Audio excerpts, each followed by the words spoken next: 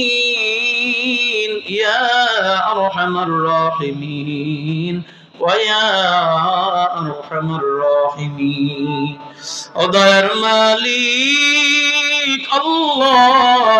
তোমার কুদরতি নজর দিয়ে তাকাইয়া দেখো তোমার বান্দারা গভীর রাত পর্যন্ত তোমার মহব্বতে কোরআনের মহব্বতে দীর্ঘক্ষণ পর্যন্ত আয় আল্লাহ কোরআনের বয়ান শুনে শুনে তোমার দরবারে দুইটা হাত উঠাইলো